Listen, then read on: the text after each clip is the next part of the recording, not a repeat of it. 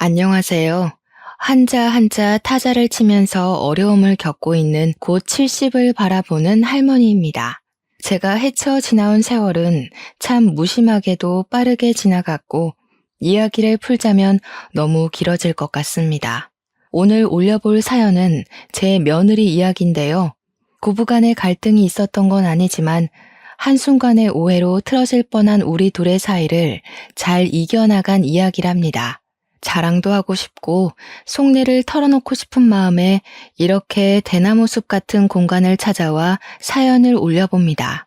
글자를 쓰는 게 오래 걸려서 어느 세월에 사연을 다 털어놓을 수 있을까 싶은 마음이 들지만 그래도 노력해 보겠습니다. 제 이야기를 끝까지 들어주시고 응원의 한마디를 남겨주시면 마음이 참 따뜻해질 것 같습니다. 제 나이 60에 얻은 며느리는 정말 누구보다 예쁘고 귀했습니다. 서울에서 나고 자랐다는 우리 며느리는 진도에서 전복 양식장을 하는 우리 집까지 머나먼 길을 내려와 인사를 드리고 왔죠.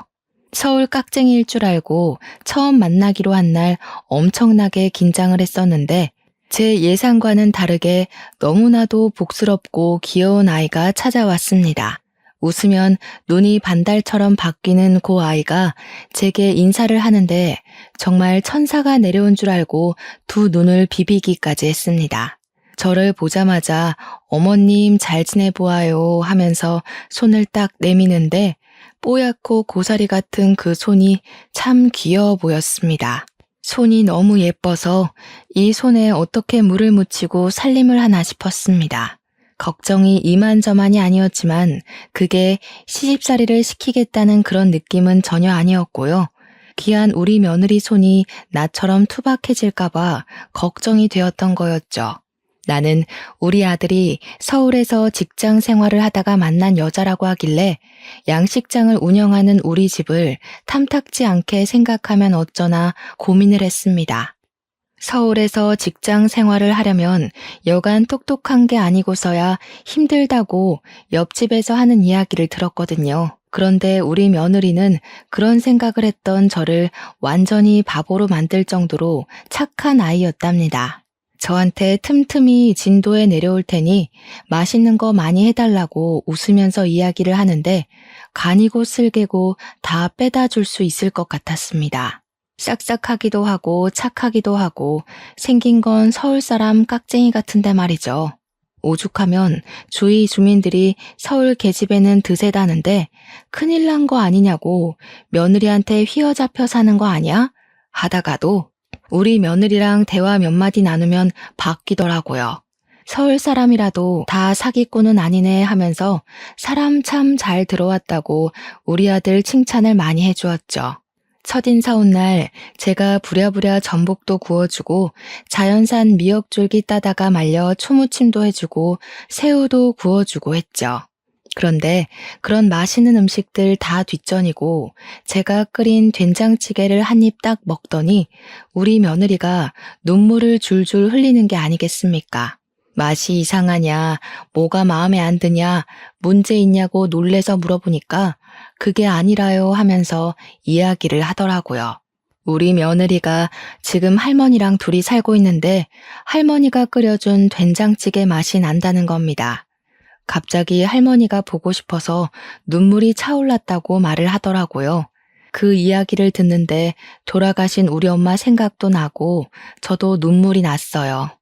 할머니께서 치매도 오시고 몸도 안 좋으셔서 지금 요양병원에 있다고 이야기를 하는데 가슴이 아프더군요. 우리 집 된장은 제가 다 일일이 메주를 써서 만든 거거든요. 비슷한 맛이 나기 힘들 텐데 할머님 음식 솜씨가 정말 좋으셨나 보다 했죠. 그러니까 또 배시시 웃으면서 우리 할머니 음식 솜씨가 끝내주긴 했어요 하더라고요.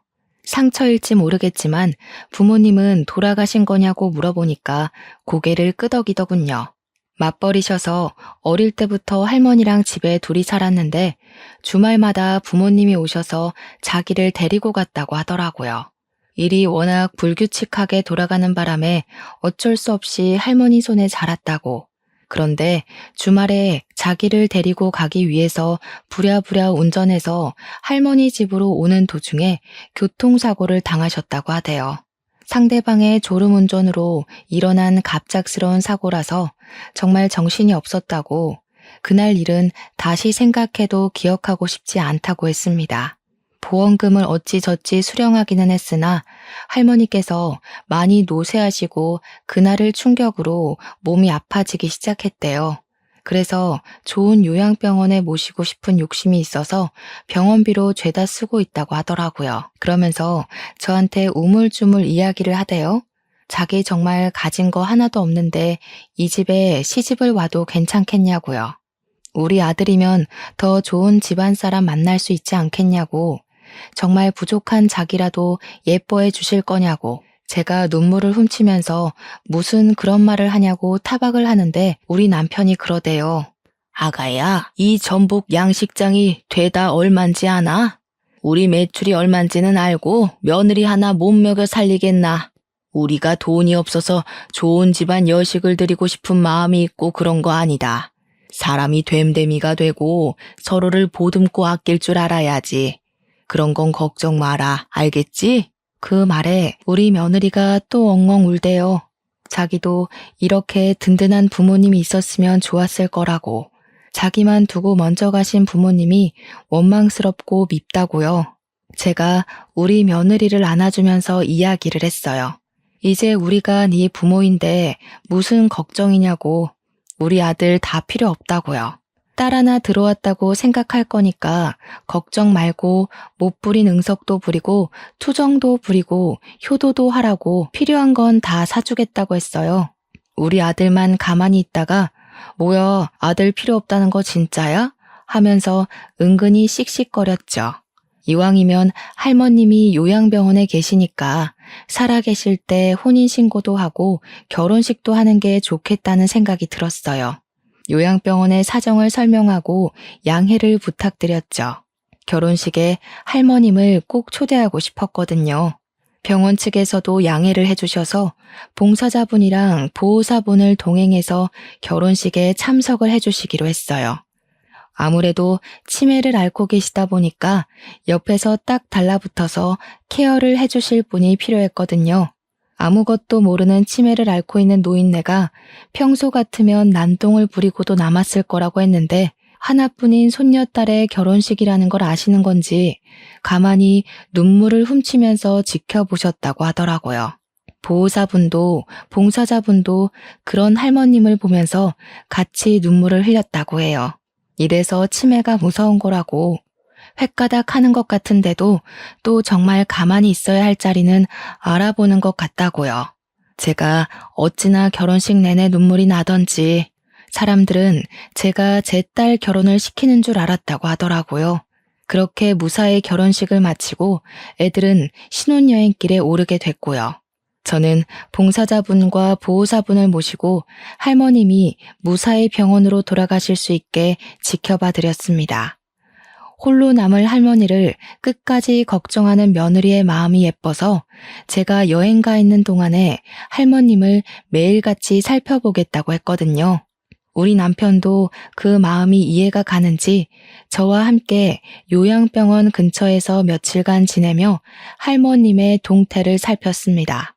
무탈하게 신혼여행도 잘 다녀왔고, 글쎄 그 조그마한 손으로 뭘 그리 많이 사왔던지, 영양제 같은 걸 많이 사왔길래 우리 며느리 화장품도 사고 옷도 사입고 하지 뭘 이런 걸 사왔냐고 은근히 꾸짖었죠. 그러니까 저한테 오래오래 건강하게 사셔서 자기 된장찌개 평생 끓여달라고 하더라고요. 그 말이 얼마나 예쁘던지. 제가 어찌 우리 며느리한테 싫다고 하겠습니까? 애들이 서울에서 일을 하고 생활을 하다 보니까 욕심만큼 자주 볼 수는 없었죠. 그래도 또 간간히 보는 재미가 쏠쏠하더라고요. 매번 아들 내외가 온다고 약속을 잡으면 하루 전날부터 시장통을 털어서 장을 보고 요리를 준비하곤 했습니다. 제가 빠르게 움직이는 걸 보고 주위에서도 저한테 아들네 부부한테 정말 극성이라고, 이거 다 며느리 거냐고 놀래시더라고요. 며느리가 예뻐도 너무 예뻐서 다 주고 갈 거예요 하면 복 받은 거라고 낄낄거리면서 웃고요. 며느리가 그렇게 예뻐? 하기야 그 집 며느리가 복스럽게 생기기도 했고 애가 야무지게 말도 잘하더라 하면서 동네 주민들이 칭찬을 해주셨어요. 그때마다 제 어깨가 얼마나 으쓱했는지 우리 며느리가 참 인간다운 면모를 동네 사람들에게 잘도 보여줬구나 했죠.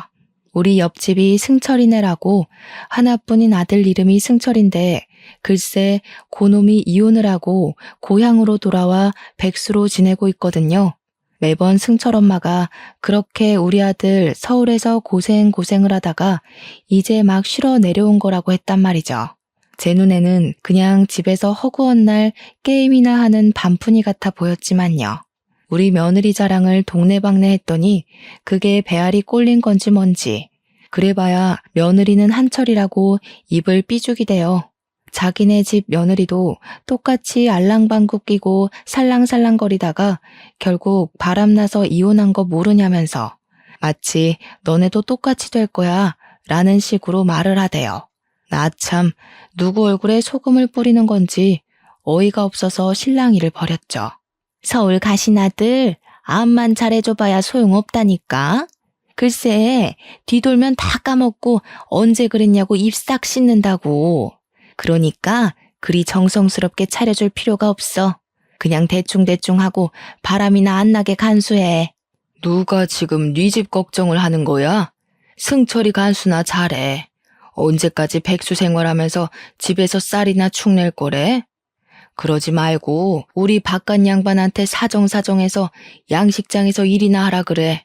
제가 지지 않고 받아치니까 승철이네가 성질이 나는지 서울 가시나가 어쩌고 저쩌고 계속 구시렁거리더라고요. 그 주둥이 좀 다무르라고 했더니 저한테 괜히 배알 꼴려서 성질낸다고 슬슬 긁지 뭡니까. 역시 싸움의 끝은 머리채 먼저 잡는 사람이 이기는 거 아니겠어요? 하필이면 애들 오기 전날 머리채를 잡고 싸우는 바람에 예상치 못하게 얼굴이 생채기가 났지 뭡니까. 우리 남편도 싸운 건 잘했는데 하필이면 애들 오기 전날 싸워서 얼굴 꼬락서니가 이게 뭐냐고 속상해했어요. 하지만 볼에 가볍게 난 생채기와 달리 승철이네 얼굴에는 시퍼런 멍 하나 들게 했으니 제가 이긴 거나 다름없죠. 다음 날 우리 며느리가 제 얼굴을 보고서는 어머니 얼굴이 왜 이래요 하면서 호들갑을 떨더라고요. 별거 아니다, 괜찮다 하다가 슬그머니 옆집 승철이네 어멈이 이렇게 만들어놨다고 고자질을 했죠. 왜요? 왜 싸우셨어요? 하길래 지네 아들 이혼했다고 나한테 화풀이를 하지 뭐냐 하면서 그 집 어멈 성격이 원래 고약하다고 남 잘되는 꼴 절대 못 보고 한량인 자기 아들만 끼고 사는 여팻네라고 욕을 했죠. 우리 며느리가 씩씩거리면서 우리 고운 어머님 얼굴이 이게 뭐냐고 속상해했어요. 원래 다음 날 아침에 일찍 애들이 서울로 가기로 했었는데 일부러 저랑 동네 한 바퀴 산책을 돌더라고요. 동네 사람들 다 보란 듯이 저랑 길거리에서 수다도 떨고 밭일도 하고 전복 따러 간 남편한테 새참도 전해주고요. 그때는 얘가 왜 이러나 했는데 지금 생각해보니까 승철이네 보라고 일부러 그런 거더라고요. 승철이네 엄마가 또 참지 못하고 옆에서 아이고 극성이다 극성이야 하면서 한마디 더 보태대요. 저 집에서 뭔 콩고물을 얻어먹고 싶어가지고 그리 알랑방귀를 끼냐고요. 그러니까 우리 며느리가 딱 그러더라고요. 아줌마, 세상을 그렇게 삐딱하게만 보지 마세요. 우리 어머님이 저한테 잘해주셔서 저도 잘하려고 노력하는 거죠. 진즉 며느리한테 잘해주셨으면 그쪽 며느리가 바람나서 도망을 갔겠어요? 그러니까 승철이네 엄마가 발작 버튼이 눌린 건지 우리 며느리한테 삿대질을 하면서 막 욕을 하는 거예요. 얼굴까지 새빨개져가지고 난리를 치는데 제가 참으면 되겠어요? 절대 못 참죠. 승철이 엄마한테 저도 쌍욕을 섞어가면서 지랄을 했습니다. 야, 이 육실할 년아, 어디 우리 귀한 며느리한테 욕질이야? 그러니까 우리 며느리도 제 욕에 놀라서 저를 쳐다보고 승철이 엄마는 동네 시끄럽다면서 집에 쏙 들어가더라고요. 동네 사람들이 죄다 승철이 엄마한테 한마디씩 했거든요. 그 성격 안 죽이면 승철이가 새장가 가겠냐고 성격 좀 둥글둥글하게 만들어 살자고요. 그 뒤로는 승철이 엄마가 먼저 나서서 시비를 거는 일이 없어서 편해지긴 했습니다. 그렇게 몇 개월의 시간이 흐른 뒤 우리 며느리를 금이야 오기야 키워주신 며느리 할머니께서 돌아가시게 되었습니다. 남편과 저는 양식장도 제쳐두고 서울에 있는 장례식장에서 3일 밤을 새우고 장지까지 함께했죠. 제 품에서 엉엉 우는 우리 며느리 보니까 정말 제 속이 다 시리고 아프더라고요. 어머님, 제가 전생에 죄를 많이 지었나 봐요 하면서 며느리가 울면서 이야기를 했어요. 할머니가 너무 일찍부터 아프셨었다고. 그래서 마음이 너무 아프다고요. 치매가 일찍 찾아온 것이 너무 가슴 아팠대요. 결혼식도 다 기억하고 증손주까지 보고 가셨더라면 훨씬 좋았을 것 같다고 하더라고요. 저는 하늘에서 부모님이랑 같이 조부모님도 꼭 지켜보실 거라고 마음 건강하게 먹자고 이야기를 했습니다. 그러니까 며느리는 우느라 말도 제대로 못하는 채로 자기 가족들은 다 이렇게 하나둘 떠난다고 어머님 아버님은 자기랑 오래오래 살자고 하대요. 우리 남편도 건강하게 오래오래 살게 기도 같이 해주세요 어머님 하는데 정말 마음이 짠했습니다. 나도 뭐 같이 며느리 붙잡고 울어버렸죠. 그런 걱정하지도 말라고. 내가 100살까지 건강하게 생일 케이크에 촛불 불면서 살겠다고 약속했어요. 그렇게 진도로 내려오고 나서 우리 며느리 걱정에 밤잠을 못 이루는 날도 있었습니다. 그래서 남편한테 일주일만 집에서 혼자 좀 지낼 수 있겠냐고 우리 며느리 보양식을 좀 해주고 오고 싶다고 했죠. 남편이 오히려 얼른 가보라고 며느리 살 5kg만 찌워놓고 내려오라고 하더라고요. 전복도 싸주고 미역도 싸주고 동네 돌아다니면서 약재도 좋은 거 골라 사서는 서울로 올라갔습니다. 버스 타고 4시간을 달려서 신혼집 앞에서 기다리고 있으니 며느리가 퇴근 후에 와서 보고는 깜짝 놀라더라고요. 오신다고 말씀이라도 하셨으면 터미널에 마중이라도 나갔을 텐데 왜 그냥 오셨냐고 저를 타박했어요. 아니라고 일도 바쁜 애한테 뭘 데리러 오라고 연락을 하겠냐고 혼자 잘 왔으니까 걱정하지 말라고 했죠. 제가 들고 온 짐 보더니 이 무거운 걸 들고 그 멀리서 어떻게 오셨냐고 속상해 하더라고요. 문이나 열어주라고 싱싱한 거 많이 들고 와서 빨리 손질해야 된다고 했죠.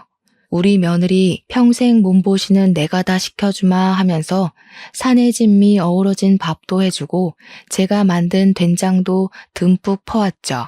며느리가 된장찌개 먹고 할머니를 그리워했던 게 생각이 나더라고요.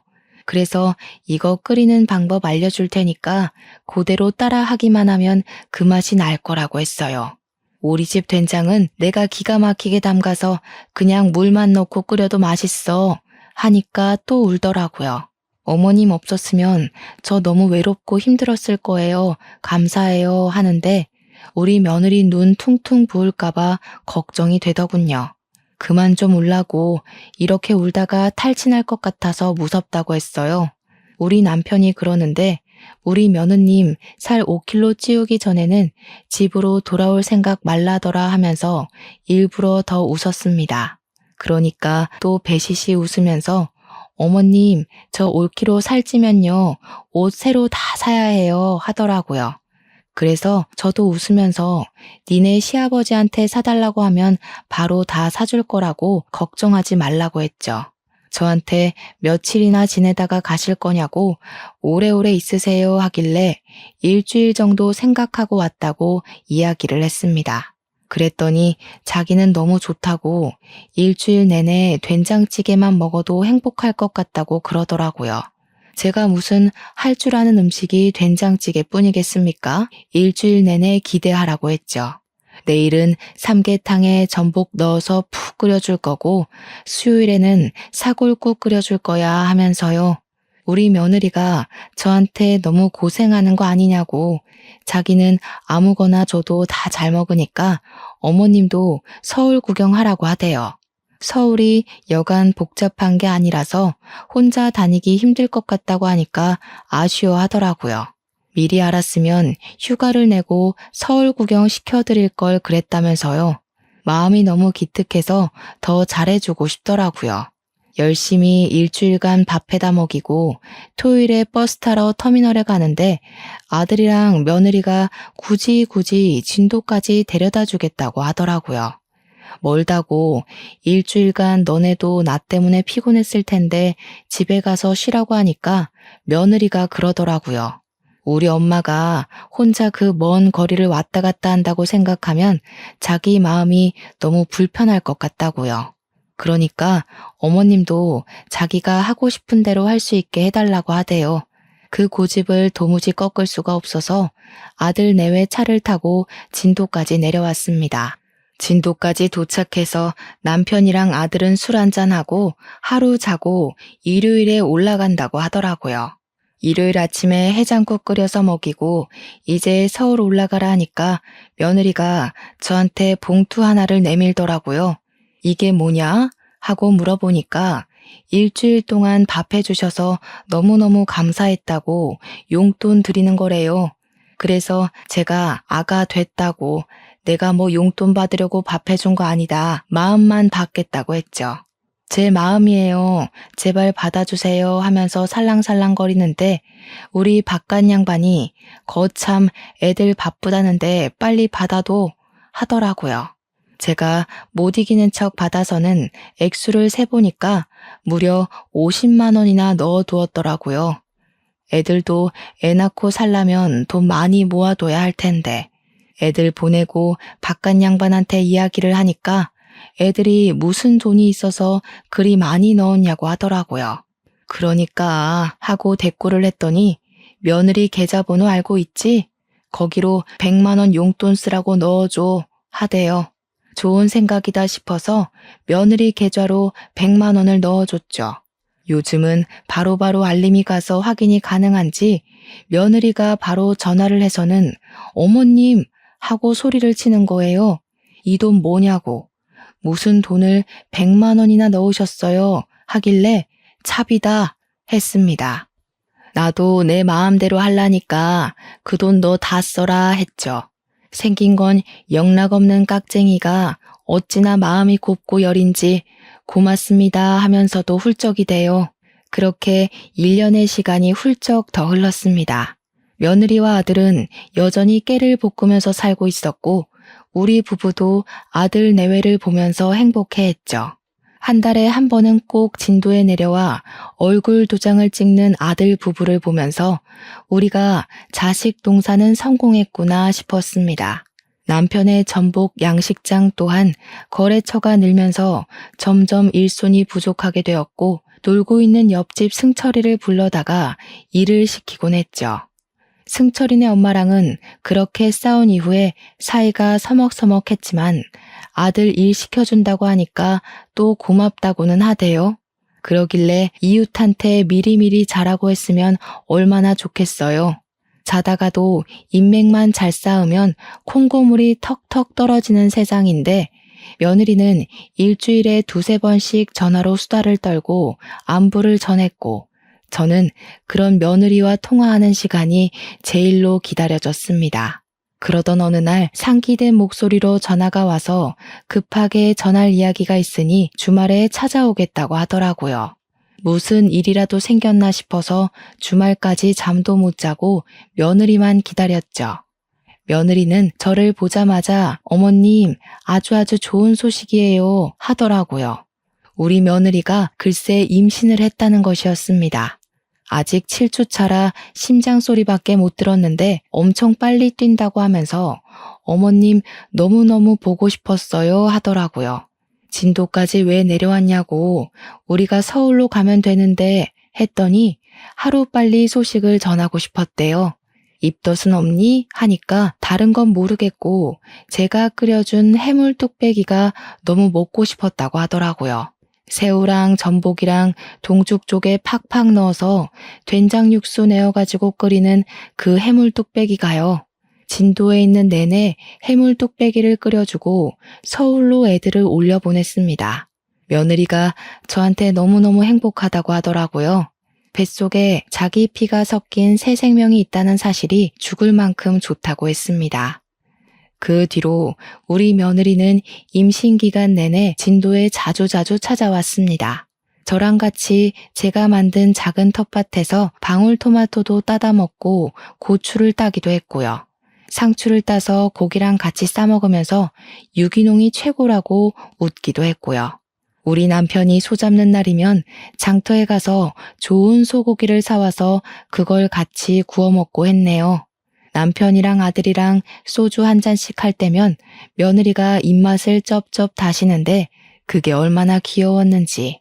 무알코올 맥주인가? 그런 걸 사다 놓기도 했어요. 애 낳으면 나랑 실컷 마셔보자 하니까 입을 셀쭉이면서 어머님 술 못 드시잖아요 하더라고요. 출산할 때까지 내가 술 배워두겠다고 후원장담을 했죠. 진도에 올 때마다 뭘 그렇게 사오는 건지 제발 빈손으로 오라고 해도 말을 듣지 않더라고요. 그게 다 우리 며느리의 정성이라고 생각하니까 마음이 몽글몽글해지면서 너무 행복하긴 했지만요. 그런데 이렇게 행복하면 꼭 불행한 일이 찾아온다고 하잖아요. 우리 가족의 행복함은 그리 오래 가지 않았습니다. 우리 며느리가 회사를 계속 다니고 있었거든요. 막달이 될 때까지 육아휴직을 미루겠다고 일에 욕심을 내고 있었단 말이죠. 중간중간 산책을 나간다고 하지만 회사 일이라는 게 눈치가 보여서 그런 것도 자주 할 수 없지 않겠습니까? 오랜 시간 앉아서 일만 하니까 배가 불러오기 시작하면서부터 점점 뭉치는 듯한 느낌이 있었다고 하더라고요. 임신 7개월 차에는 다리도 많이 붓고 배 뭉침이 심해지는 것 같아서 걱정이 되고 있었는데 회사에서 앉았다가 일어서는데 글쎄 머리가 핑 돌더랍니다. 살도 적당히 잘 찌고 있었고 몸 관리도 잘하고 있긴 했는데 병원에서 아이가 주스보다 조금 작다고 하긴 했었대요. 그래도 아직 막달이 되지 않았고 막달에 애들이 쑥쑥 큰다고 해서 별 걱정은 하지 않고 지냈다고 하더라고요. 입맛이 돌 때는 확 돌아도 평소에는 당기는 게 별로 없어서 끼니를 자주 거르기도 했고 그러다 보니 빈혈기가 갑자기 왔는지 그대로 회사에서 쓰러지고 만 것이었습니다. 문제는 쓰러지면서 의자에 배를 부딪혔는데 그때 아이가 충격을 심하게 받은 건지 운이 나빴던 거라고 의사 선생님은 말씀하시더라고요. 갑자기 자궁이 심하게 수축을 했고 양수가 터져버리고 만 것이었죠. 회사에서 일어난 일이라 사람들이 급하게 119를 불렀으나 신속하게 처치가 이루어지지 못했대요. 조산을 하게 되었고 응급처치도 늦어버렸고 병원에 이송이 되어서 아이를 꺼냈을 때는 이미 아이가 숨을 쉬지 않게 된 후였던 거죠. 우리 며느리는 7개월 동안 품었던 아이를 한순간에 잃어버리고 만 것입니다. 저는 밭일을 하고 있었고 남편은 양식장에 있다가 연락을 받고 바로 서울에 있는 병원으로 달려갔습니다.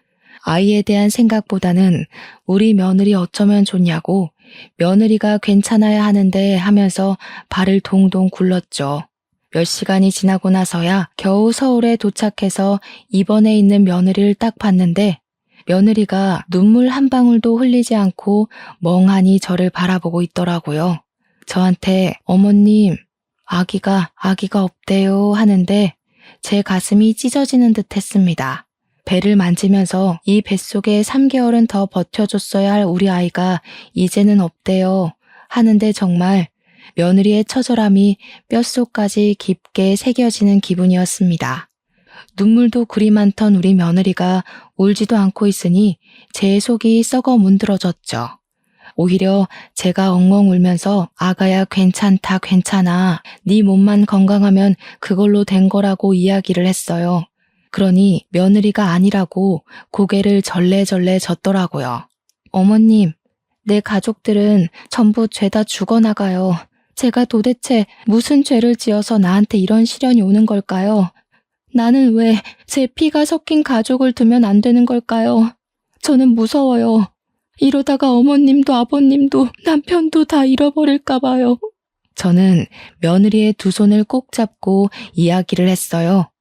애는 또 가지면 된다, 응? 아이는 다시 찾아올 거야. 그러니까 너무 상심하지 마. 나는 평생 여기 있을 거야. 내가 우리 며느리 지켜줄게. 며느리는 며칠 동안 말을 잃어버린 사람처럼 입을 떼지 않았습니다.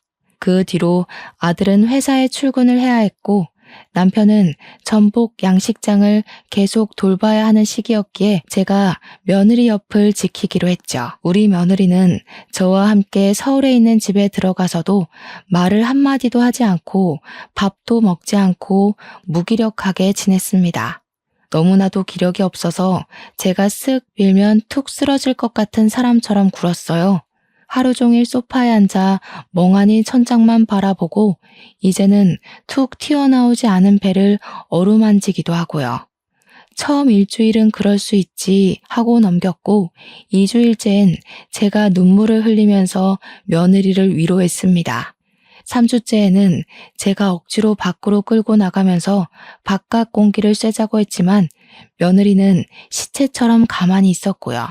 한 달째에는 저도 많이 지치고 말았습니다. 며느리의 마음이 회복될 때까지 기다렸어야 했는데 제가 며느리에게 화를 내고 말았어요. 아이는 또 가지면 되지 않겠니? 너네 결혼 생활에 아이가 그 아이 하나이려고?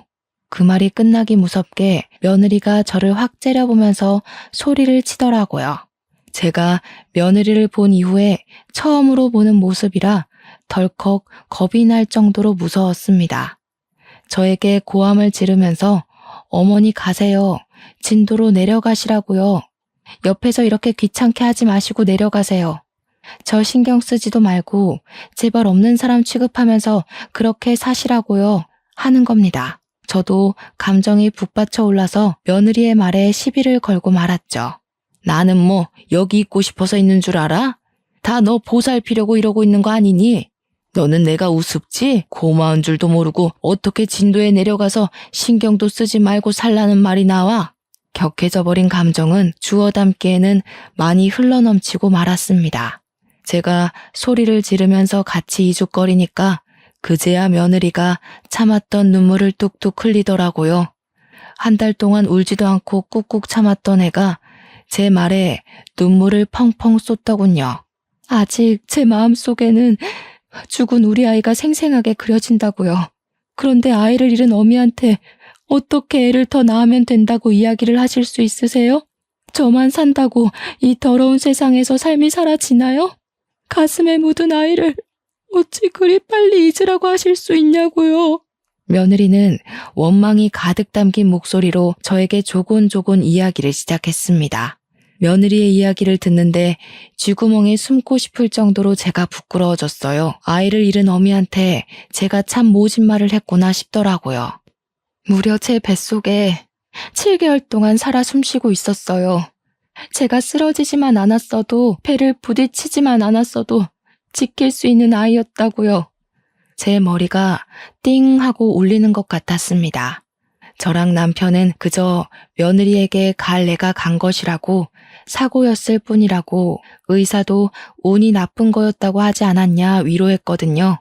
며느리는 자기가 쓰러졌기 때문에 아이가 그렇게 된 것이라고 생각을 하더라고요. 자기가 살인자라고 악을 쓰면서 우는데 제 생각이 짧아도 너무나도 짧았던 것이었죠. 며느리 얼굴을 보고 하루하루를 더 지내는 게 곤욕스러웠던지라 저도 그 자리를 피하고 싶었습니다. 아들에게 조심스럽게 이야기를 하고 저는 며느리를 피해 진도로 내려왔습니다. 남편은 저에게 아무런 말도 하지 않았어요. 제 마음도 이해를 하고 며느리의 심정도 이해가 간다고 했습니다. 아들은 자기가 마음 추스릴 수 있도록 옆에서 힘이 되어줄 거라고 병원도 데려가 보고 할 테니까 너무 걱정하지 말라고 했어요. 하지만 와이프가 먼저 연락을 할 때까지 연락은 삼가고 기다려주셨으면 좋겠다고 이야기를 하더라고요. 그때부터 저랑 남편은 우리 며느리가 하루빨리 쾌차하기를, 추스르기를, 마음이 건강해지기를 기다렸습니다. 물론 아주 단시간 내에 며느리가 회복할 것이라는 생각은 하지 않았습니다. 아이를 잃은 부모의 심경을 모르는 제가 어찌 그리 가볍게 속단할 수 있었을까요? 명절이 다가올 때마다 미리미리 연락을 해서 맛있는 거 해달라고 살갑게 굴던 며느리는 더 이상 우리를 보러 진도에 내려오지 않았습니다. 받은 상처가 그만큼 컸던 탓일까요? 명절에도 연락 한 통 없더라고요. 아들만 슬쩍 진도에 내려왔다가 밥도 먹지 않고 인사만 올리고 서울로 다시 돌아가 봤어요. 얼굴이 피곤해 보여서 하루 자고 가라 하고 이야기를 해도 금방 올라가 봐야 한다고 하더라고요. 며느리는 정신과 치료를 병행하고 있다고 했습니다. 엄청난 무기력증과 우울증이 동반되는 바람에 입원 치료까지 권유를 받았다고 했어요. 당연히 회사에도 병가 처리를 하고 길게 쉬기로 했고 약도 한 움큼씩 먹는다고 하더라고요. 남편은 그런 며느리가 너무나도 걱정이 된다고 했습니다. 저와 남편은 잘 이겨낼 수 있을 거라고 아들을 다독였고요. 우리 아들이 죽어가는 얼굴로 와서 인사만 쏙 드리고 서울에 올라가니까 방정맞은 옆집 승철이네만 신이 났습니다. 저한테 슬그머니 와서는 염장을 있는 대로 지르더라고요. 거봐, 그 집도 이혼 안 됐지? 잘하는 며느리라고 해봐야 3년을 못 간다니까. 우리 예전 며느리 봐봐. 3년도 안 돼서 이혼했잖아. 아무튼 서울 것들이 다 그렇고 그렇다니까. 야, 이 정신 나간 옆했네야. 우리 며느리가 아파서 못 온 거다. 너는 아픈 사람한테 그런 말을 하고 싶니? 그러면서 제가 승철이 엄마 머리채를 잡고 악을 쓰면서 등짝을 막 때렸습니다. 제가 지랄 연병을 떠니까 동네 사람들이 죄다 나와서 저를 말리는데 제가 발길질까지 하고 난리를 쳤죠. 승철이 엄마는 제가 이렇게까지 반응을 할지 몰랐는지 어이없다고 황당하다고 하더라고요. 자기가 무슨 못할 말을 했다고 이렇게 개패듯이 패냐면서 경찰을 부르겠다고 하더라고요. 경찰? 불러봐. 어디 한번 누가 이기나 보자. 이왕 경찰 불러서 연병 떠는 거 한 대만 더 맞고 불러라 이년아. 네가 경찰을 불러서 고소를 하네 뭐네 하는데 나도 너 명예훼손으로 고소할 거야. 제가 막 엉엉 울면서 이야기를 하니까 우리 남편도 다가와서는 한 번만 더 우리 며느리 욕하고 다니면 다 뒤집어 엎어버릴 거라고 경고를 했어요. 집에서 한량백수로 놀고 있던 승철이가 우리 양식집에서 아르바이트를 하고 있었잖아요. 그걸 들먹이면서 두 번 다신 승철이를 양식장 근처에도 못 오게 하겠다고 하니까 그제야 우물쭈물 하더라고요. 뭐 그 집 며느리가 아픈 걸 알았나 몰랐지 이러면서요. 저와 남편은 끈질기게 며느리가 다시 연락을 해올 날이 다가오기만을 기다렸습니다. 아들이 원했던 대로 절대로 먼저 연락도 하지 않았고요. 간간히 아들에게서 듣는 며느리 소식으로 만족해야만 했죠. 그렇게 1년을 기다리고 2년을 기다렸습니다. 우리 며느리는 점차 호전이 되고 있는지 아들이 전화하는 횟수도 진도로 내려오는 횟수도 늘어났습니다. 아들의 근심이 가득했던 얼굴도 점차 활기를 찾기 시작했고 집에서도 며느리랑 대화하는 시간이 늘었다고 하더라고요.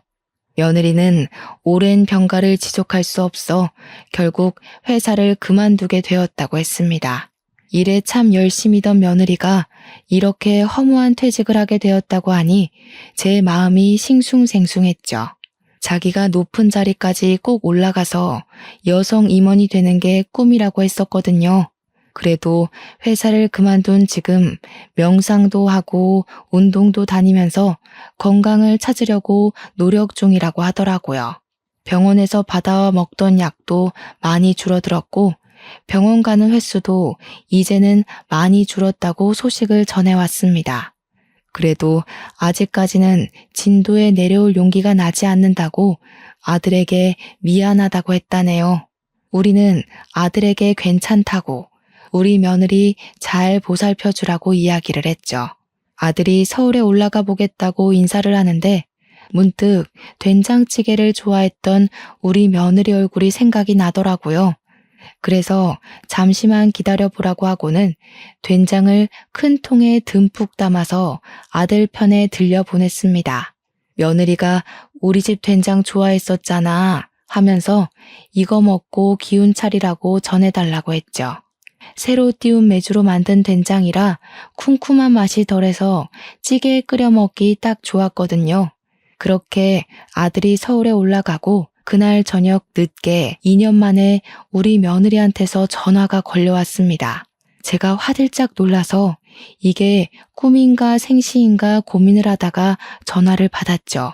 예, 아가 하면서 전화를 받았는데 제 목소리가 사시나무 떨리듯이 떨리더라고요.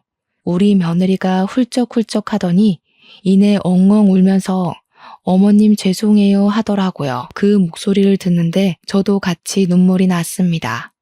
얘 도대체 뭐가 그리 죄송하니? 내가 네 마음 하나 헤아리지 못해서 막말을 했다 내가. 괜찮다. 얼굴 안 보고 살아도 되니까 우리 며느리 마음 건강부터 되찾자. 응? 며느리는 계속 꺼이꺼이 소리를 내면서 울다가 버텨낼게요, 살아낼게요 주문을 외우듯이 말을 하더라고요. 저한테 건강하게 지내고 있으라고 꼭 아프지 말라고 이야기를 하고는 전화를 끊었습니다. 그렇게 전화라도 하니까 정말 마음이 사르르 풀리더라고요. 사실 저도 사람인지라 가끔 원망도 하긴 했거든요. 제가 뭘 그리 잘못했다고 유난을 떠나 싶기도 했고요. 그래도 저는 또 끈질기게 며느리를 기다렸고요. 며느리가 발길을 끄는 지 3년 4개월째에 또다시 새해가 찾아오게 되었습니다. 그날도 우리 아들 혼자 오겠거니 하고 버선발로 나가 기다리는데 우리 며느리랑 같이 진도에 내려왔거든요. 저는 며느리의 얼굴을 보고도 믿기지가 않아서 입을 떡 벌리고 있었습니다. 며느리가 저한테 아버님, 어머님 늦어서 죄송합니다 하는데 제가 며느리 등짝을 아주 살짝 소리가 나게 때렸어요. 죄송하다는 말 그만하지 못해? 너 죄송할 거 하나도 없다. 잘했다. 그만 울어 정말. 너네 조부모님 사돈어른 첫째 아이 할 거 없이 다 나한테 쌍심지켜겠다. 그랬더니 며느리가 저한테 드릴 말씀이 있다고 하더라고요. 덜컥 겁이 나서 무슨 일이냐고 물어보니까 저한테 초음파 사진을 쓱 내밀더라고요. 저 둘째 임신했어요. 지금은 정신과 약도 다 끊었고 가끔 심리 상담만 하러 가요. 어머님이 주신 된장 먹고 정신 차렸어요. 감사합니다. 저는 그 초음파 사진을 들고 엉엉 울었습니다. 둘째가 찾아왔구나. 아이고, 귀한 우리 둘째가 찾아왔어. 하면서 발을 동동 구르는데 며느리가 쓱 다가와서 그러더라고요. 어머님, 잘 보시면요. 그 안에 셋째도 있어요. 우리 며느리가 겹경사로 쌍둥이를 임신한 것이었습니다. 저는 우리 며느리 없고 동네라도 한 바퀴 돌고 싶었지만 혹시 배가 눌릴까봐 그냥 살짝 안아만 주었습니다. 지금은 벌써 시간이 후다닥 흘러서 며느리가 임신 8개월째를 넘겼습니다. 쌍둥이들이 무럭무럭 자라난 덕에 9개월 차에 진입하자마자 제왕절개 수술을 통해서 출산을 한다고 하더라고요. 그래서 다음 주에 서울에 올라가서 우리 딸 같은 며느리 산후조리까지 제가 수발을 다 들어주려고 합니다. 며느리의 소원대로 우리 가족 건강하게 오래오래 행복하게 살 수 있도록 모두들 기도해 주시기 바랍니다. 며느리의 무사 출산까지 응원 부탁드립니다. 제 사연을 들어주신 여러분 감사합니다.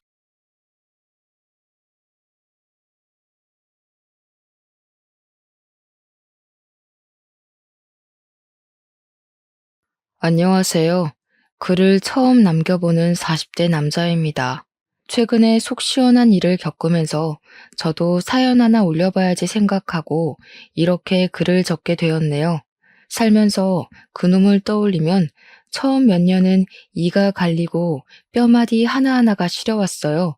언젠가는 내가 그놈에게 살 떨리는 원수를 갚아줄 날이 있지 않을까 하고 말이죠. 그리고 드디어 1년 전에 그 원수를 갚게 되었습니다. 그 원수 같은 놈을 처음 만난 건 제가 고등학교 2학년 때였습니다. 벌써 20년도 훌쩍 넘은 일이지만 그때 일만큼은 억울하고 서러워서인지 기억이 생생하게 나네요. 저는 부모님이 8살 되던 해 이혼을 하시고 할머니 댁에서 살고 있었습니다. 어릴 때라서 부모님이 왜 이혼을 하셨는지 기억은 잘 못하지만 아버지가 매일 술을 마시고 어머니를 때렸던 것은 기억이 나네요. 그런 날이면 온 집안의 물건들이 하늘 위를 날아다니며 깨져 있었습니다. 저는 두려워서 장롱 속으로 숨어 들어가고 한참 두 분의 고성이 오고 간 뒤에 아버지가 술에 취해 잠이 든 뒤에야 장롱 밖으로 나왔죠. 그래서 부모님이 이혼하셨을 때 잘 되었다고 생각했습니다. 오히려 조용하고 큰 소리가 오가지 않은 할머니 댁이 마음에 들기까지 했습니다. 아버지는 저를 할머니 댁에 보내놓고 매일 술로 사셨어요. 결국은 제가 12살 때 간경화로 돌아가시게 되었고, 엄마는 아빠의 이혼 후에 다른 분과 재혼하셔서 이복 동생을 낳았죠. 그런 상황이니 제가 갈 곳은 할머니 댁 말고는 없었습니다. 할머니는 저를 키우시면서 작은 분식집을 하고 계셨습니다. 마을 시장 옆에 작은 건물에서 장사를 하셨어요. 그나마 고정 수입이 있으니 저를 키울 여력이 있으셨죠. 그래서 언제나 저를 길러주고 보살펴주면서 예뻐해 주신 할머니에 대한 애정 또한 남달랐어요. 어려서 부모님과 살면서 받을 수 없던 애정을 그때 할머니에게 받으며 자랐습니다. 지금 생각해보면 할머니 덕에 엇나가지 않았던 것 같네요. 새벽에 일어나 할머니가 조용히 집을 나서시면 저도 벌떡 일어나 할머니 가게로 함께 갔습니다. 철이 들면서부터는 할머니의 일을 돕기 시작했죠. 할머니는 어린 네가 할 일이 아니라며 한사코 말리셨습니다. 저는 그렇게 할머니를 돕는 게 너무 즐겁고 또 행복했었어요. 일을 도와드리고 후딱 씻고 학교로 달려가고는 했죠. 그럴 때면 할머니께서는 제게 말하셨습니다. 현수야, 네가 공부를 잘하는 게 할머니는 제일이야. 그래야 나중에 네가 잘 되지. 네, 할머니. 학교 공부도 열심히 하고 있으니까 너무 걱정하지 마세요. 학교 수업도 열심히 듣고 공부도 우수한 성적을 받아서 할머니를 기쁘게 해드리고는 했습니다. 학교에서 상장을 가져가면 할머니는 활짝 웃으시며 말하고는 했습니다. 아이고, 우리 현수가 또 상장을 받아왔네. 귀여운 내 새끼. 현수야, 할머니는 말이야. 네가 희망이야. 이렇게 떡하니 상장을 벽에 걸어놓으면 시장 안악들이 얼마나 부러워하는지 아니? 나는 딱 그 맛으로 산다. 너를 키우는 맛으로. 잘 자라줘. 고맙다, 내 새끼. 그렇게 말하며 저를 꼭 껴안아 주셨습니다. 할머니, 저 공부 더 열심히 할게요. 그래서 할머니한테 효도할 거예요. 그래, 장하다 우리 손주. 꼭 성공해서 잘 살 거라. 할머니의 한마디가 저를 웃게 하고 저의 한마디가 할머니의 보람이 되었습니다. 그렇게 저는 할머니에게 사랑받고 학교 친구들하고도 잘 지냈습니다. 딱 여름방학을 한 달 정도 앞두고 있던 고2 여름, 그놈이 우리 반으로 전학을 오기 전까지는 말이죠. 그의 여름은 제게는 잊을 수 없는 일들로 가득했습니다. 처음 그놈이 교실로 들어설 때부터 분위기가 남달랐습니다. 우리는 그 녀석의 반항기가 가득 실린 날카로운 눈빛에 당황하기도 했죠. 당시 텔레비전에서는 일진의 행패와 학교 폭력 문제를 자주 다루었습니다. 교실로 들어오는 그 녀석의 모습이 딱 그런 모습이었어요. 전학을 오면서 첫날부터 교복 바지를 딱 줄여입고 교복 단추는 몇 개나 채우지 않은 채로 들어왔습니다. 교탁 옆에 서서 모두를 하찮게 쳐다본 눈빛에 저 녀석은 일진이다라는 생각이 번뜩 들 정도였죠. 전학 온 첫날부터 학교에는 그 아이가 사고치고 전학 온 게 아닌지 소문이 무성하게 퍼져나갔습니다. 그 녀석에게 가까이 가려는 사람은 아무도 없었죠. 저희 학교에는 당시에 학교를 주름 잡는다는 일진이라는 애들이 없는 몇 안 되는 학교였습니다. 있어봤자 조금 잘 노는 애들이라고 해야 하나? 명랑하고 학급 일에 적극적으로 나서는 정도였지 사회 문제가 되는 그런 친구들은 없었거든요. 그리고 잘 노는 그 아이들에 제가 포함되어 있었죠. 친구들과 잘 놀면서 공부까지 항상 상위권이니까 친구들은 저를 보면서 신기해했습니다. 친한 친구들은 같은 중학교 출신으로 중학교 때부터 친하던 녀석들이라 저희 집 가정 환경도 잘 알고 할머니와도 잘 아는 녀석들이었죠. 학교가 끝나면 친구들과 종종 할머니의 분식집으로 가서 떡볶이도 먹고 공부도 함께 했습니다. 고등학교에 진학하니 야간 자율학습이라는 게 있더군요. 학교에 늦게까지 남아서 공부를 해야 했지만 늦게까지 홀로 장사를 하는 할머니가 걱정이 되었습니다. 학교에 말을 하고 일찍 집으로 돌아가고는 했죠. 딱 그 녀석이 오기 전까지는 그렇게 평범하게 지냈었습니다. 확실히 그 녀석이 전학을 온 뒤 밤 분위기가 낮게 가라앉았지만 친구들과 저는 신경 쓰지 않았습니다. 그 녀석과 함께 놀아주고 사고 쳐주는 친구가 없어서 그랬을까요? 그 녀석은 얌전히 교실 뒷자리에서 고개를 숙이고 잠을 잤습니다. 그리고 야간 자율학습 시간이 되면 집으로 돌아갔어요. 그 녀석이 가끔 하는 행동은 고개를 빼꼼히 들고 교실에서 이야기를 나누는 우리를 지켜보는 정도였었죠. 제 성격상 그런 녀석이 처음에는 안타까워 보였습니다.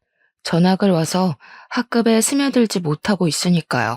몇 번 말을 걸면서 그 녀석과 친해지기로 했습니다. 겉모습은 껄렁껄렁해도 속은 정반대인 사람도 많이 있잖아요.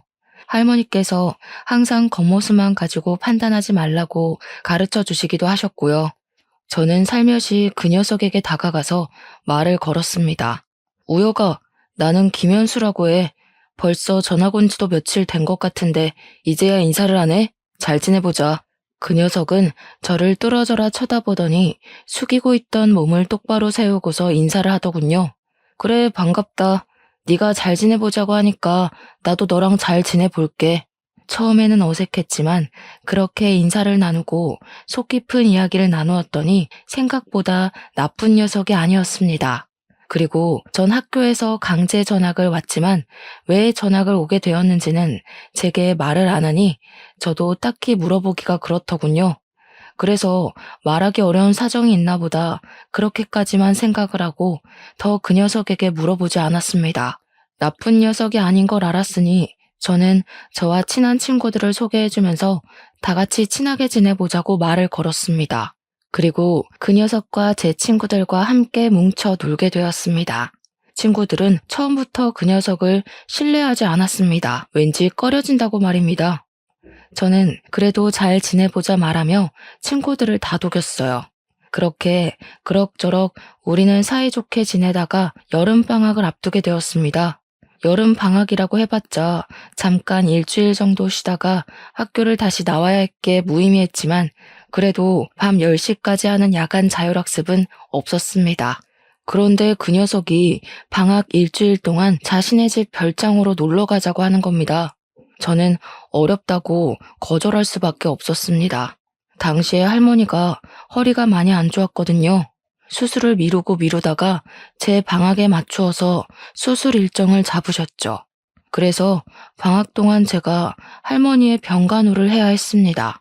미안하다. 나는 못 갈 것 같아. 할머니 허리 수술이 잡혀 있어서 내가 간병을 해야 할 것 같아. 너희들끼리 재미있게 놀고 와. 제 사정을 모르는 그 녀석은 왜 간병을 네가 해? 라는 의문의 표정을 저에게 짓더군요. 야, 왜 할머니 간병을 네가 하고 그래? 사람 써. 그럼 되지. 부모님께 사람 붙여달라고 해. 저는 그제서야 그 녀석이 제 집안 사정을 아직 모르고 있었다는 사실을 깨달았죠. 아, 나는 부모님이 안 계셔. 어릴 때 아버지가 돌아가시고 할머니랑 둘이 살고 있어서 간병을 붙일 사람이 없어. 돈도 그렇고 내가 하는 게 더 낫지. 다른 사람은 할머니가 불편해하실 수도 있으니까. 저는 아직도 그 녀석이 그때 짓던 그 오묘한 미소가 머리에 잊혀지질 않네요.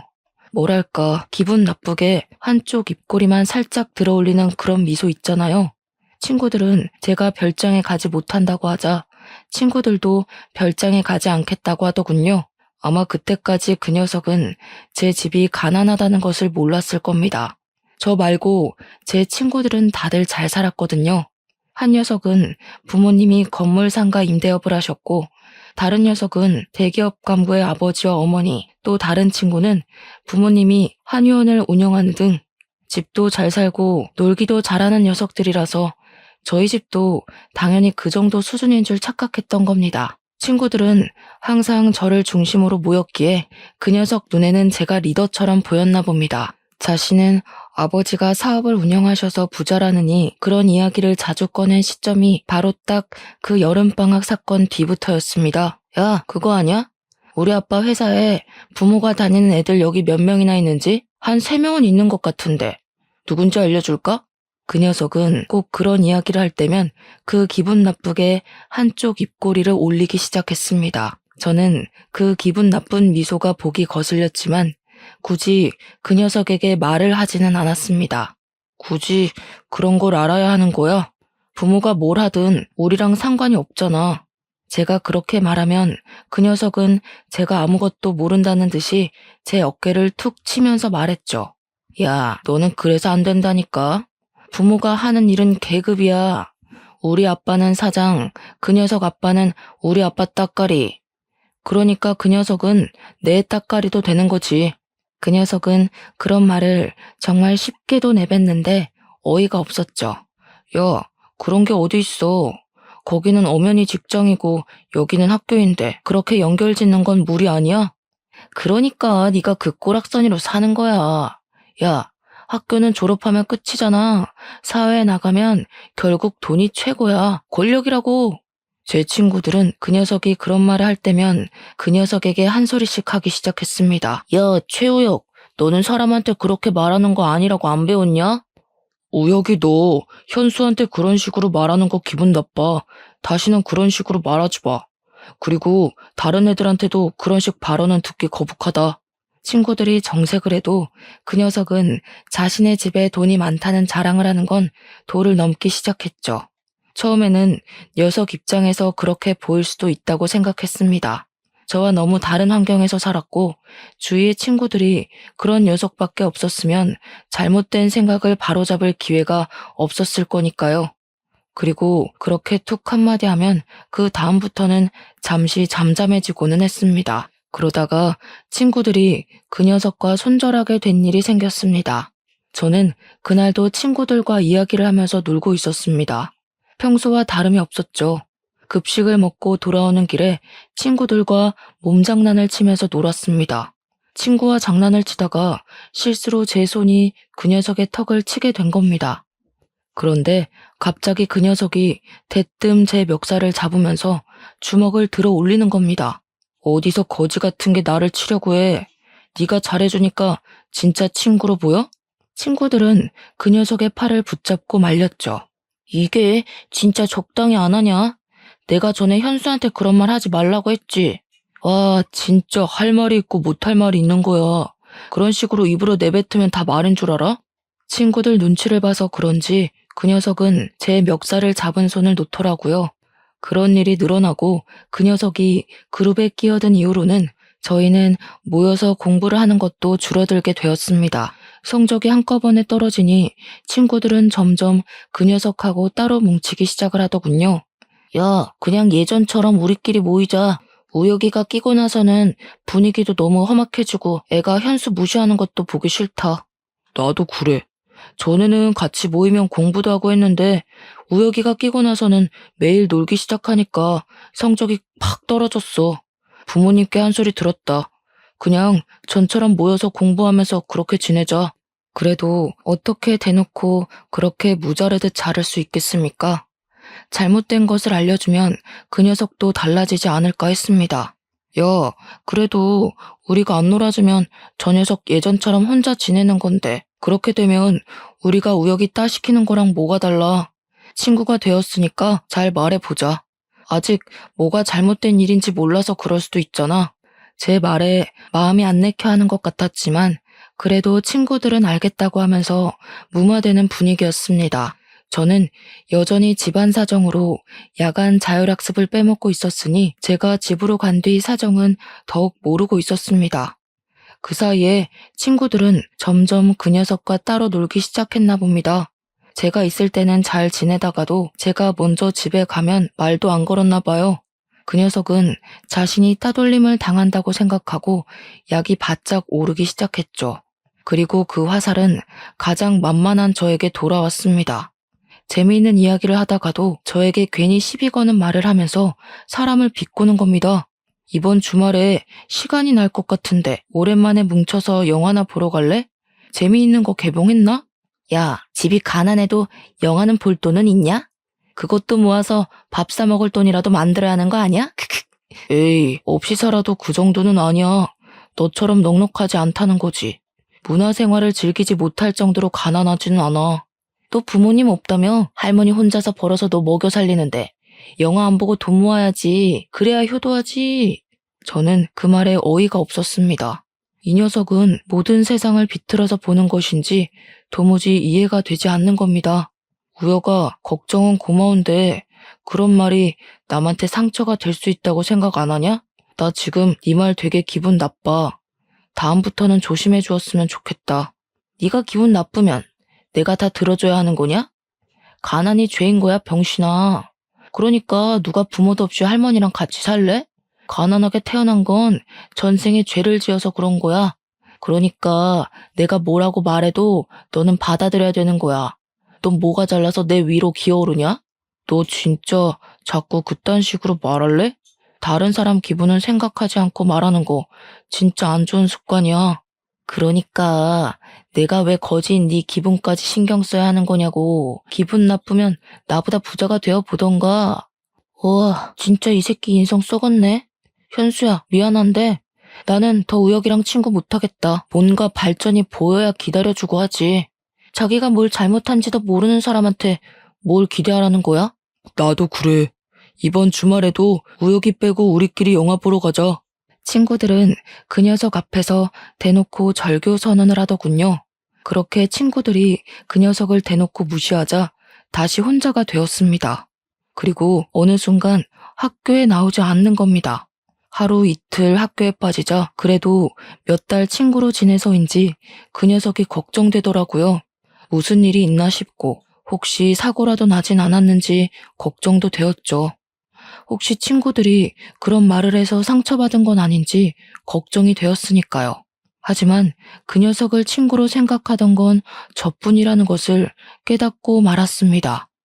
하교를 하고 할머니 가게로 들어서자 엉망이 된 가게가 눈에 들어왔습니다.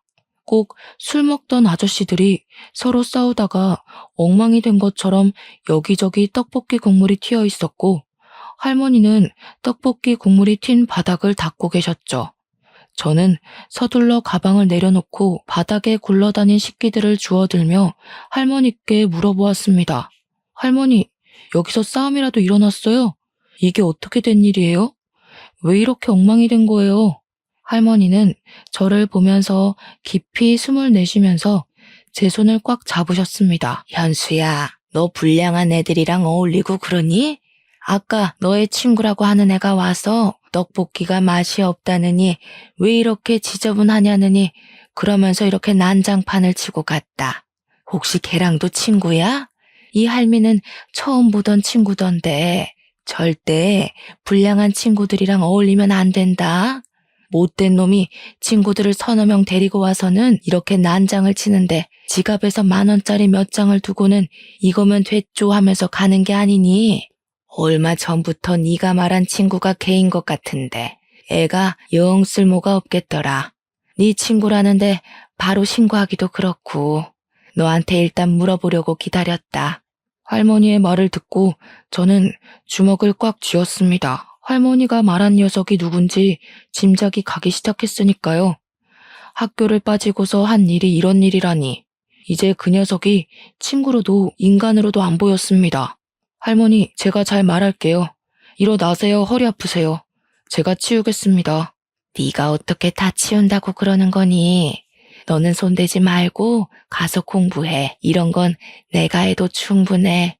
저는 억지로 할머니를 일으키고 가게를 정리하기 시작했습니다. 그리고 내일 학교에 가면 그 녀석의 집 주소를 알아보고 찾아가 봐야겠다고 생각했죠. 이렇게 가만히 있자니 분해서 피가 끓어오르는 겁니다. 저에게 그러는 것은 용서해도 할머니를 건드리는 것은 절대 용서 못할 일이었습니다. 다음날 학교에 가니 그럴 필요 없이 그 녀석이 학교에 나와 있더라고요. 저는 그 녀석을 보자마자 바로 날려가 날라차기로 녀석의 얼굴을 날려버렸습니다. 갑작스럽게 저에게 맞은 녀석은 두 눈을 동그랗게 뜨고 저를 바라보았습니다. 야, 네가 우리 할머니 분식집 엉망으로 만들었냐? 불만 있으면 나한테 해야지 왜 엄한 사람한테 화풀이라는 거야? 녀석은 비틀거리면서 일어나서 저에게 달려드는 겁니다. 저는 다시 주먹으로 그 녀석의 얼굴을 때렸습니다. 아씨, 너 싸움 배웠냐? 좀 치네. 싸움? 그건 너 같은 양아치 같은 새끼나 하는 거고 나는 스포츠를 배웠다. 너는 좀 예의범절 좀 배워와라. 시비 좀 그만 걸고. 녀석은 달려들어 저를 엎어뜨렸지만 저는 다시 그 녀석의 위로 올라타서 그 녀석을 때렸죠. 녀석의 입에서 피가 나오더니 앞니가 부러졌는지 흰 옥수수 알맹이 같은 걸 뱉어내더군요. 야, 너희들 지금 학교에서 뭐 하는 거야, 어? 이것들이 겁도 없이 싸움해? 저희는 교무실로 끌려가야 했고 곧 할머니와 녀석의 어머니가 학교로 소환되어 와야 했습니다. 교무실은 녀석 어머니의 비명으로 가득 차게 되었습니다. 이게 뭡니까? 지금 내 아들 얼굴을 누가 이렇게 만들어 놓은 거냐고요? 어떻게 사람 얼굴을 그리고 앞니가 2개나 빠지는 게 말이나 됩니까? 애가 학교에서 하라는 공부는 안 하고 사람만 패고 있고 우리 아들 이런 짓 당하게 하려고 이 학교 보낸 거 아니라고요? 아이고, 정말 죄송합니다. 제가 다 잘못 가르쳐서 일어난 일이니 한 번만 봐주십시오. 할머니가 그 녀석의 어머니께 싹싹 비는데 마음이 너무 아팠습니다. 조금만 더 참을 걸 참았으면 할머니가 비는 일은 없었을 텐데 죄책감이 밀려왔어요. 그런데 제 옆에 있던 그 녀석이 희죽거리며 저를 쳐다보더라고요. 그 순간 조금 더 패줄 걸 하는 아쉬움도 들었습니다. 결국은 학폭위가 열리게 되었습니다. 그런데 그때 분위기를 아시는 분도 있겠지만 부모도 없고 가난한 저에게 유리하게 돌아갈 리가 없었어요. 평소에 저를 예쁘게 보던 담임이나 교감 선생님도 저의 잘못으로 몰고 갔습니다. 그리고 그 녀석의 어머님과 바쁘게 주고받는 눈빛을 보아하니 촌지를 받은 게 분명해 보이더군요. 이건 명백한 현수의 잘못입니다. 어디서 신성한 학교에서 싸움을 벌입니까? 저는 항상 아이들에게 이곳은 학문을 성취하는 곳이라고 가르쳐 왔습니다. 이렇게 문제를 일으키는 학생을 계속 제 반에 그리고 학교에 두면 안 된다고 생각합니다. 그럼요, 김 선생. 참 옳은 말 잘하셨습니다. 한번 사고치고 문제를 일으키는 애들은 또 그럽니다. 어릴 때 싹을 잘라버려야죠. 저는 돈에 못 이겨 교육자가 지녀야 할 자존심을 버린 두 분을 보고 더는 이 학교에 다니기가 싫었습니다. 아이고, 선생님, 아직 어린애들이 뭘 알겠습니까? 아직 치기 어린 혈기에 사고 친 걸 너그럽게 용서해 주시면 안 되겠습니까? 제가 이렇게 빌겠습니다. 할머니는 자리에서 일어나서 선생님과 그 녀석의 어머니 앞에서 무릎을 꿇고 빌었습니다. 저는 그 모습에 눈이 돌아버리고 말았어요. 할머니, 저 사람들한테 왜 빌어요? 그럴 가치도 없는 사람들인데. 당장 일어나요. 저는 소리를 꽥 지르고 할머니를 붙잡아 일으켜 세웠습니다. 저는 학생으로서 두 분을 정말 존경했습니다. 하지만 지금 그 존경심이 땅으로 떨어졌네요. 돈이 뭐라고. 한 번도 제가 왜 저 녀석을 때리게 되었는지 물어보셨나요? 물론 제가 친구를 그것도 학교에서 때린 건 100번 양보해서 잘못했다고 생각합니다. 하지만 지금 제게 보여주신 모습을 보니 제가 스승님을 잘못 골랐네요. 자퇴하겠습니다. 이런 사람들한테서 배울 게 없다고 생각해서요. 퇴학을 당한 게 아니라 저는 스스로 자퇴한 겁니다. 그렇게 말하고 저는 할머니의 손을 꽉 잡았고 학교를 나왔습니다. 할머니는 집으로 돌아가는 내내 눈물을 흘리셨어요. 가서 빌어라, 현수야. 이렇게 학교를 그만두면 어쩌자는 거니? 네 미래는 생각 안 할 거야? 앞으로 어떻게 하려고 그러는 거야? 할머니는 제가 저렇게 양심 없는 사람들 밑에서 공부를 배울 수 있을 거라고 생각하세요? 걱정 마세요. 검정고시 볼 거예요. 아이고, 그래도 이렇게 가는 건 아니다. 사람은 사람 속에 살아야지. 학생은 학생에게 맞는 곳이 있는 법이야. 저도 사람 속에 살려고 하는 겁니다. 사람다운 사람들 속에서 살고 싶어요. 저는 그날 이후로 할머니의 가게를 도와드리면서 틈틈이 검정고시 시험을 준비하게 되었죠. 그러는 사이에도 그 녀석은 자신의 예전 친구들을 이끌고 가게로 다시 찾아와 할머니를 향해 깽판을 치는 겁니다. 저는 그 녀석의 멱살을 잡았습니다. 야, 여기가 어디라고 네가 찾아와. 눈에 보이는 게 없어? 다른 이도 빠지게 만들어줄까? 해볼래? 왜? 이제 나 때리고 감방에 가려고? 엄마가 그때 경찰에 신고한다는 거 내가 그래도 몇 달의 정을 생각해서 그러지 말라고 한 거야. 알기나 하냐? 야, 담임이랑 교감 봤지? 너 평소에 이뻐하더니 우리 엄마가 몇 푼 찔러주니까 바로 너 버리더라? 현수야, 이게 계급이고 이게 현실이야. 네가 아무리 발버둥 쳐도 못 올라오는 곳에 내가 사는 거라고. 그러네. 어쩐지 구린내가 나는 게 사람이 아닌데 사람 대접해줬었네. 다시는 오지 말고 꺼져. 저는 그 녀석을 밀쳐냈습니다. 그런데 그 녀석이 희죽거리며 웃기 시작하는 겁니다. 야, 시끄럽고 가게나 빼. 이 건물 우리 엄마가 샀어. 네 할머니는 꼭 자리도 안 좋고 목도 안 좋은데 가게를 차리냐? 좀 좋은 데서 장사하면 좋았을 건데 헛돈 쓴 게 아니면 좋겠다. 저는 어이가 없어서 그 녀석을 노려보았습니다. 온전히 저희를 내쫓고 괴롭히고 싶어서 건물을 사다니 인간이 아니었죠. 우리는 그렇게 오랫동안 장사를 하던 낡은 가게에서조차 쫓겨나게 되었습니다. 할머니의 생계가 사라지자 제가 나서서 일해야 했습니다. 고등학교 자퇴와 미성년자라는 이유로 마땅한 일자리를 찾지 못했습니다. 제가 할 수 있는 일은 취업이 쉽도록 검정고시를 하루라도 빨리 따야 하는 것이었죠. 매일 밤 열심히 공부한 저는 검정고시에 합격하게 되었습니다. 시험 합격 통지서를 보고 할머니는 그제야 완전히 안심하시더군요. 검정고시에 합격하니 겨우 공장에 취직할 수 있었습니다. 그렇게 1, 2년은 직장에 들어가 일단 돈을 벌자 싶었어요. 그때 할머니가 저에게 서류를 보여주면서 말씀을 하셨습니다. 저기 알아보니까 구청의 허가를 받고 노점상을 할 수 있다는구나. 가게 보증금 받아놓은 거 있으니 이걸로 노점상을 해볼까 한다. 하지만 노점상은 춥고 힘들 거예요. 할머니 아직도 허리가 시리다면서요. 오래 서서 일해야 하는데 가게에서 일하는 거랑 차원이 다르다고요. 그래도 평생 해오던 일을 안 하자니 너무 힘이 든다. 조금이라도 움직여야 늙지도 않고 너 대학 등록금이라도 벌지. 그 시험 보면 너 대학 갈 수 있다고 하지 않았어? 저는 대학은 애초에 포기하고 있었는데 할머니는 저를 대학까지 보낼 생각을 하고 계셨습니다. 저 대학 안 갈 거예요. 지금이 좋아요. 지금처럼 일하면서 돈 벌 거예요. 그게 무슨 소리야? 대학을 왜 안 가?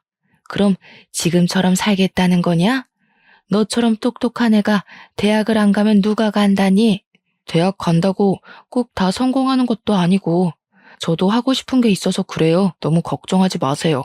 친구들은 대학에 들어가서 공부를 하고 있을 때 저는 공장에서 일을 시작했습니다. 그런데 일을 하면서도 할머니가 걱정되는 겁니다. 겨울에는 춥고 여름에는 더울 텐데 하는 생각 말이죠. 아직도 허리 건강도 나쁜데 노점상은 일반 가게보다 몇 배는 더 힘들잖아요.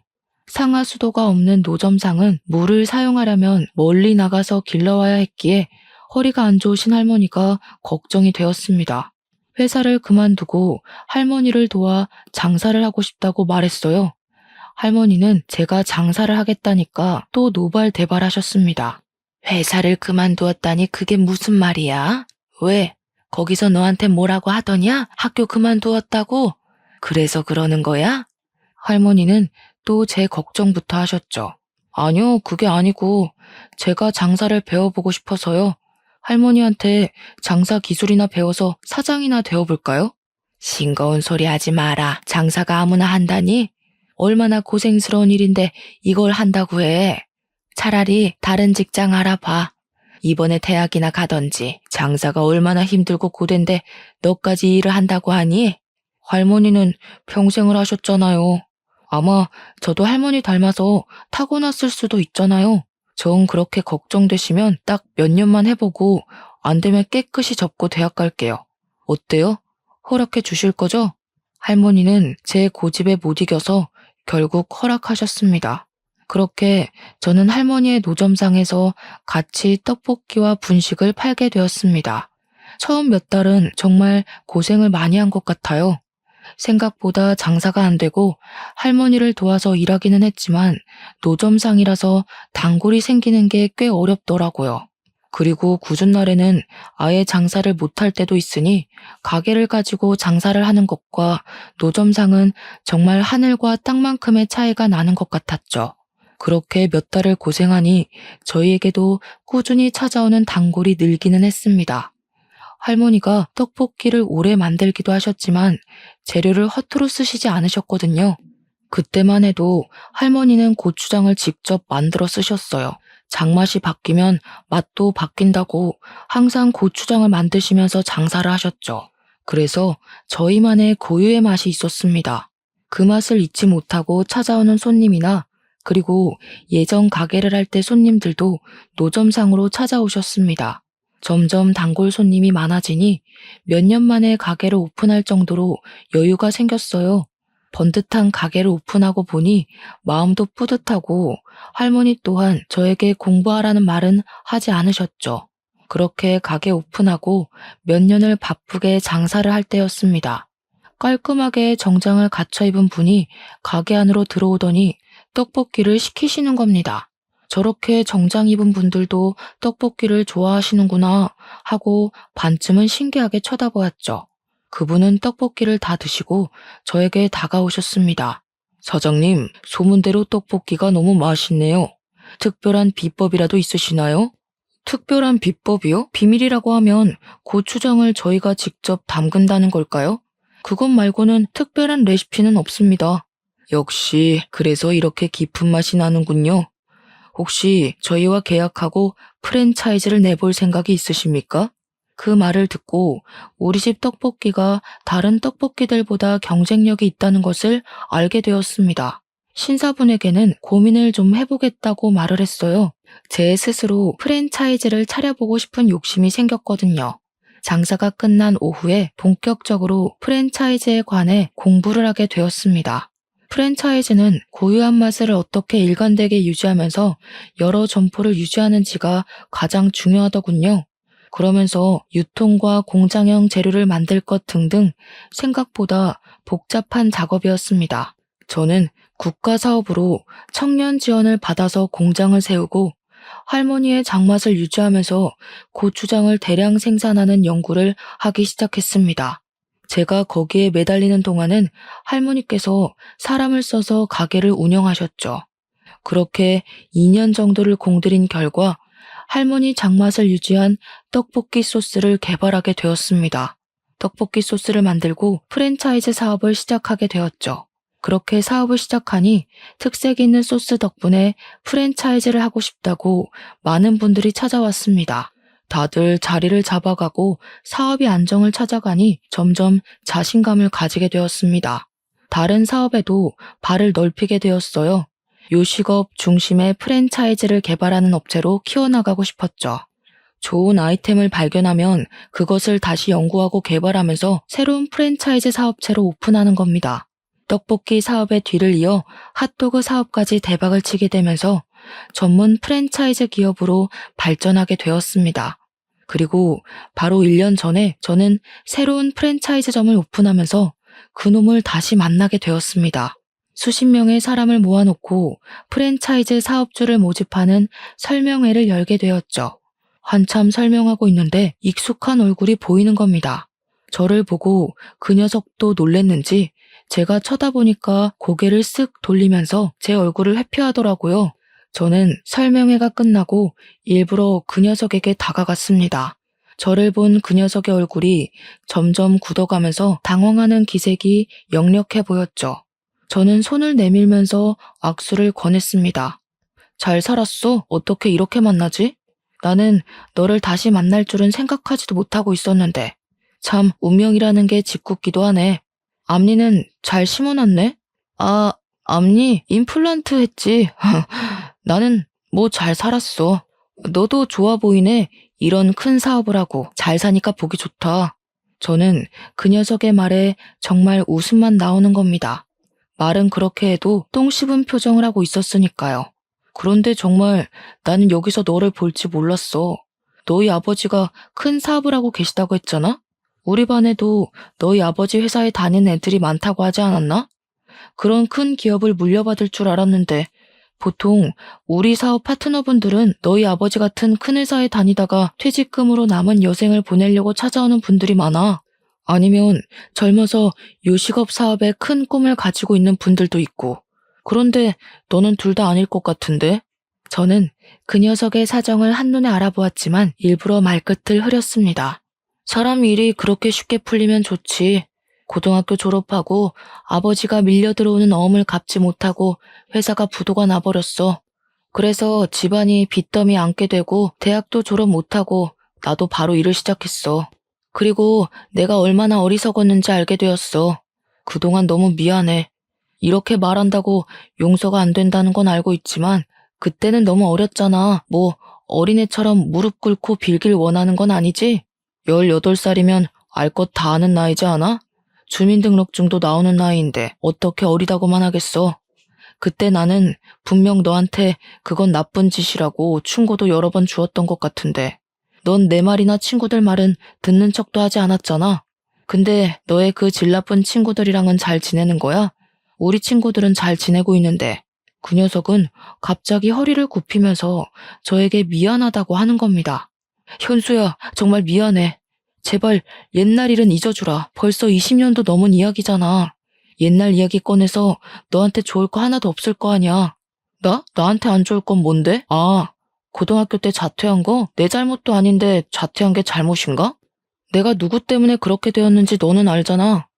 그러지 말고 일어나. 네가 자꾸 그러면 다른 사람이 나를 이상하게 보잖아. 나는 너처럼 네 가난을 가지고 모욕하지도 너의 노모를 괴롭히지도 않았는데 이건 너무 불공평하잖아. 제 말에도 허리를 계속 굽히고 있더라고요. 너 정말 너무한 거 아니냐? 내가 이렇게 부탁하잖아. 그때 일쯤은 그냥 묻고 지나갈 수 있는데 뭐가 어렵다고 하는 거야? 나는 그때 일 용서 못하겠다고 말하는데 네가 우기니까 그러는 거지. 그리고 내가 어떻게 성공했는지 알려줄까? 사업 파트너 선정할 때 돈이 있고 없고가 아니라 책임감과 인성을 중요하게 여겨서 성공한 거야. 그래서 내 사업에는 적은 자금으로도 창업할 수 있는 거고 나와의 신뢰를 가장 중요하게 여기니까 사업주분들은 신뢰를 유지하기 위해서 열심히 사업을 번창하고 키워나가는 거지. 그런데 난 너를 신뢰하지 못하겠다. 미안하다. 너와 함께 사업을 할 생각은 없네. 제가 그렇게 말하니까 갑자기 흥분한 녀석이 저에게 달려드는 겁니다. 그러면서 제 멱살을 잡고 화를 버럭 내더라고요. 원래는 아무것도 가진 게 없던 놈이 양복 입고 몇 번 운 좋게 성공하니까 눈에 보이는 게 없지? 응. 그런다고 네가 다 가진 것 같아? 세상 다 산 것 같아? 부모도 없고 엄마가 버리고 간 놈이 뭐가 잘났다고 내 앞에서 그딴 식으로 말하는 거야? 그러니까 말이야. 아무것도 없던 네가 왜 나한테 이러는지 모르겠어. 넌 네 손에 쥔 것들이 다 네 것이라고 착각했나 보네. 넌 처음부터 아무것도 한 게 없는데 말이야. 다 너희 아버지가 이룬 거 아니야? 그런데 왜 이렇게 당당하게 구는 거야? 결국 하나도 없이 다 이뤘잖아. 그래서 고소하냐?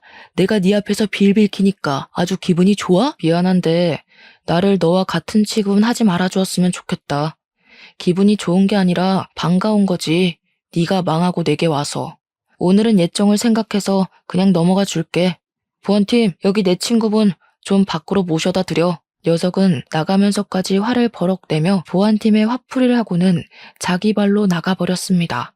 그 뒤로 아는 사업체 사장들과 이야기를 나누게 되었습니다.